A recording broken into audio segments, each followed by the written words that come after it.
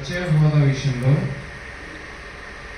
ఆంధ్రప్రదేశ్ రాష్ట్రానికి ప్రత్యేక హోదా వచ్చిందో లేదో కానీ ప్రత్యేక హోదాకు మించినటువంటి లాభం మాత్రం దీనిపై చేసిన ప్రతి ఒక్కరూ పొందుకున్నారు. ఢిల్లీ దాకా పొందుకున్నారు. ఉదాహరణకి సుజనా చౌదరి అని ఒక ఆయన ఉన్నారు, బాగా తెలుసు అందరికీ. మొట్టమొదటి పార్లమెంట్లో ఏపీ రీఆర్గనైజేషన్ చట్టాన్ని 2014లో అమలుపరిచిన సమయంలో ఆంధ్రప్రదేశ్ నుంచి రిప్రజెంటేటెడ్ అయినటువంటి సుజనా చౌదరి చెప్పిన మాట, ఆంధ్రప్రదేశ్కి ప్రత్యేక హోదా కావాలి, ప్రత్యేక హోదాకు సంబంధించినటువంటి ప్రతి వెసులుబాటుని ఆయన పేపర్ మీద అనర్గళంగా పార్లమెంట్లో మాట్లాడిన వ్యక్తి. ఇదే ప్రత్యేక హోదా విషయంలో ఈ హోదా వచ్చేది లేదు, దాన్ని తీసుకునేది లేదు, పంచవర్ష ప్రణాళికలని కాంగ్రెస్ ప్రవేశపెట్టినటువంటి వాటిని తుంగలో దొక్కి ఈ పంచవర్ష ప్రణాళికలను తీసేసి మరొక పద్ధతిని బీజేపీ గవర్నమెంట్ అమలుపరిచి దాని ద్వారా మీకు ప్రత్యేక హోదా కంటే ప్యాకేజ్ ఇవ్వడానికి మేము సిద్ధమనంటే జోహార్ మోడీ అన్నటువంటి చంద్రబాబు నాయుడు కూడా మన ఆంధ్రప్రదేశ్ వ్యక్తి. వీళ్ళిద్దరు చేసినటువంటి వ్యక్తులు దానికి ముందు ఒక ప్రధానమైన వ్యక్తి మన నెల్లూరు జిల్లా ఆయనే కాళ్ళు లోపుకుంటూ కలుపులు మూయించేసి ఆంధ్రప్రదేశ్ని తెలంగాణని కాన్స్టిట్యూషన్లో చెప్పినటువంటి పద్ధతిని పక్కన పాల్గొని చీకటి గదిలో ఒప్పందం చేసి లైట్లు వేసేసి నిర్ణయించి ఎలక్షన్ కమిషన్కి ప్రపోజల్ అని పెట్టినటువంటి దౌర్భాగ్యమైనటువంటి వ్యక్తులు కూడా ఆంధ్రప్రదేశ్. ఇది ఏమిటి అనేది మనం ఎంత నేర్చుకున్నా, ఎంత చదివినా, ఎంత తెలుసుకున్నా దీని హిస్టారికల్లో జరిగినటువంటి ఆంధ్రప్రదేశ్ డ్యామేజ్ ఏమిటి అంటే, ఈరోజు మీరు కానీ అన్ఎంప్లాయ్మెంట్ స్టేటస్ చూస్తే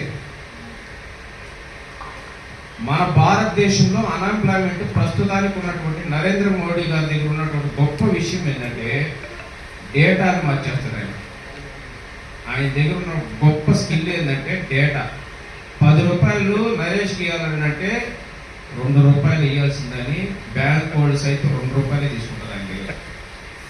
అది ఏంటి అంటే ఆయనకున్నంత గొప్ప డేటా నాలెడ్జ్ ఇంకెవరికి లేదు. అనాలిసిస్ చేసినటువంటి డేటాలో ఈరోజు ఆంధ్రప్రదేశ్ అన్ఎంప్లాయ్మెంట్ డేటాలో 2వ స్థానంలో ఉంది.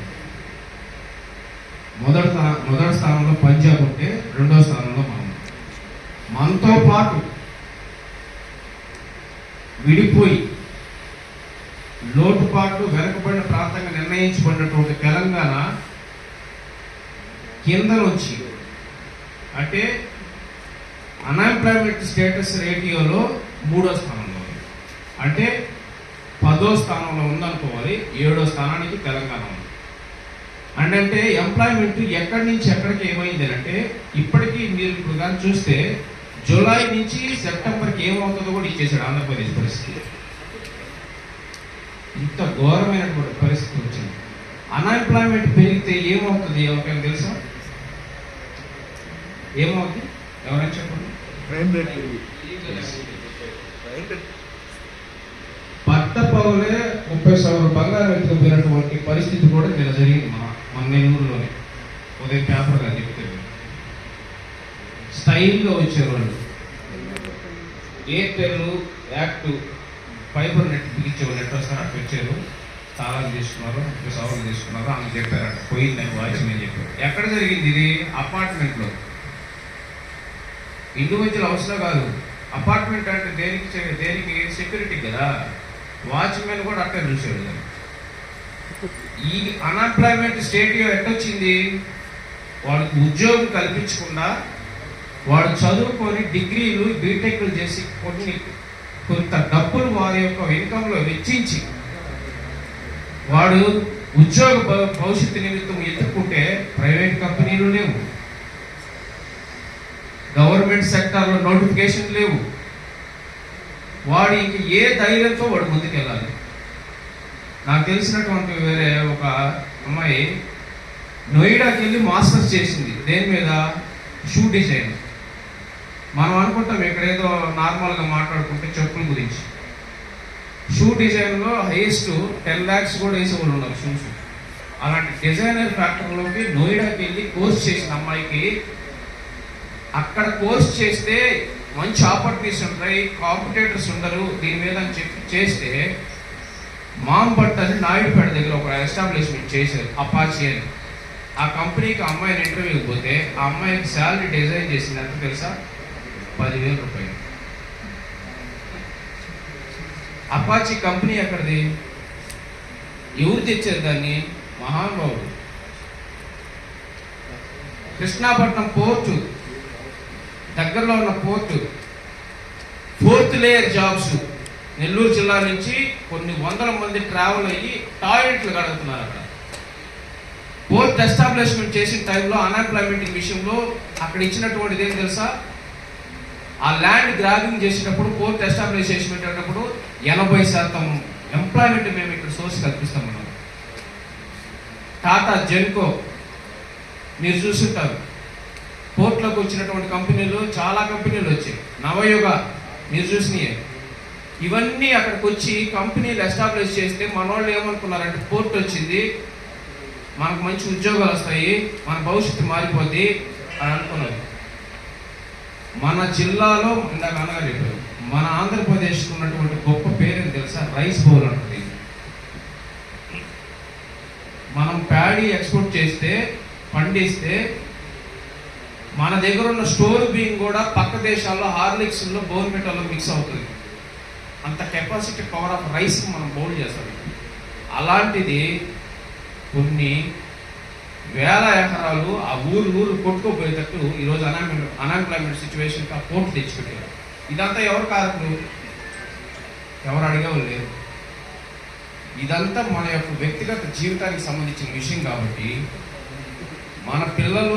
మన పిల్లలకు సంబంధించిన పిల్లలు కూడా రాబోయే రోజుల్లో ఇదే పరిస్థితి ఎదుర్కొంటారు.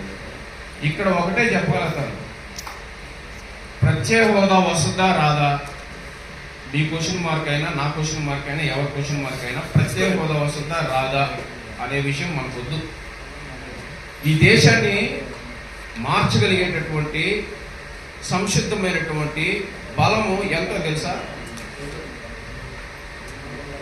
వివేకానంద ఒక మాట చెప్పారు, నాకు 100 మందిని ఇవ్వండి నేను ఈ దేశాన్ని మారుస్తానని అనేటటువంటి స్లోగన్ ఆయన బలంగా చెప్పాడు. నాకు 100 మంది చాలు. ఈరోజు దాన్ని ఇంకా కూలంకుషంగా బాగా గట్టిగా ఆలోచించి ఐక్యమత్యమే మహాబలం అనే సంగతి మర్చిపోయారు, తీసేశారు దాన్ని. ఈరోజు 2 చాలు. నరేంద్ర మోడీ, అమిత్ షా కలుసుకొని ఈ దేశాన్ని పరిపాలిస్తున్నారు. పవన్ కళ్యాణ్ని అసలు ఏ పనికి రాని వ్యక్తి, సినిమా ఆటోగ్రాఫీ వ్యక్తి, అన్న పెట్టాడు, పోయాడు, తమ్ముడు వచ్చాడు అన్నాడు. నాదన మనోహర్ జాయిన్ చేసుకున్నాడు. 2017-18లో జరిగింది. పవర్లోకి ఎట్ట వచ్చాడో మీకు తెలుసు, ఎందుకు వచ్చాడో తెలుసు. ప్రజలు పవన్ కళ్యాణ్ కోట్లు వేశారా, చంద్రబాబు నాయుడు కోట్లు వేశారా, ఇంకొకరికి వేశారా తెలియదు. ఎక్కడికి వచ్చాడు? ఇద్దరే వర్క్ చేసింది. చంద్రబాబు నాయుడు తీసుకొచ్చినటువంటి జర్నీ మొత్తంలో అచ్చెన్నాయుడు ఏ పాత్ర పోషించాడు మీకు అందరూ తెలుసు. ఈ రోజుకి ఇవంతా కూడా జరుగుతున్నది 2 వ్యక్తులే. ఈ ప్రత్యేక హోదా విషయంలో ఇద్దరికి బలమైనటువంటి ఆలోచన కలిగితే ఇది ఎంత దూరం వెళ్తుందో మీకే తెలియదు. దీని ద్వారా మాకేంటి లాభం, కూర్చొని ఉన్నాం అని అనుకుంటారు కావాలి. మీ ఏరియాలో 30 ఏళ్ళ నుంచి ఒక 2 కార్పొరేటర్లు పోటీ చేస్తున్నాం. ఇప్పుడే మార్ రోడ్ ఇంకొక కొడుకు వస్తాడు. నాకు తెలిసిన ఒక రీజన్ ఉంది, కిన్నెర ప్రసాద్. మీరు ఎవరైనా ఉంటే బాధపడకూడదు. వాళ్ళు కొడుకున్నాడు, వాళ్ళు కొడుకున్నాడు, మళ్ళీ ఆయన మనవడం కూడా ఉన్నాడు. నేను కార్పొరేటర్ అడ్డల అసలు ఎలక్షన్లోనే పోటీ చేయకుండా ఎలక్షన్కి సంబంధించినటువంటి సుధాకర్ రెడ్డో లేకపోతే నరేషో లేకపోతే ఇంకొకరు పోయి ఓటు వేయకుండానే గవర్నమెంట్ రన్నింగ్లో ఉన్న టైంలోనే పంచాయతీ రాజ్ శాఖ మంత్రిగా చేసినటువంటి దాఖలాలు కూడా ఆంధ్రప్రదేశ్లోనే జరిగాయి. ఒక పెద్ద బడా వ్యక్తి ఒక కొడుకు చేసుకున్నాడు. మనం చూసింది రాజకీయ భవిష్యత్తు మీకు ఇంట్రెస్ట్ ఉండి మనం రాజకీయంగా కాదు, సమాజం కొరకు మన ప్రయత్నం మొదలు పెడితే మన జీవితాలు ఏదో ఒక విధంగా ఉంటాయనంటే విద్యార్థి సంఘాలలో ఉన్నటువంటి చైతన్య విప్లవం ఈ రాష్ట్రానికి చాలా అవసరం. చంద్రబాబు నాయుడు గారు గొప్ప పని ఏంటంటే 2014 స్టేట్ బైఫర్కేషన్ జరిగిన తర్వాత 2017 నుంచి 19 ఎలక్షన్లకు వచ్చే టయానికి విద్యార్థి సంఘాలన్నింటిని కొనేశాడు. వాళ్ళు ఈ నెల్లూరులోనే ఉన్నారు కొంతమంది, నాకు తెలిసిన వాళ్ళు ఎంత హార్డ్ వర్క్స్ అంటే అంత హార్డ్ వర్క్ చేశారు విద్యార్థి సంఘాలు. ఏ ప్రొటెస్ట్ చేయాలన్నా ప్రశాంతంగా రోడ్డుపైకి వచ్చి చేసిన వాళ్ళు. ఈ రోజు వాళ్ళ పరిస్థితి ఏం తెలుసా?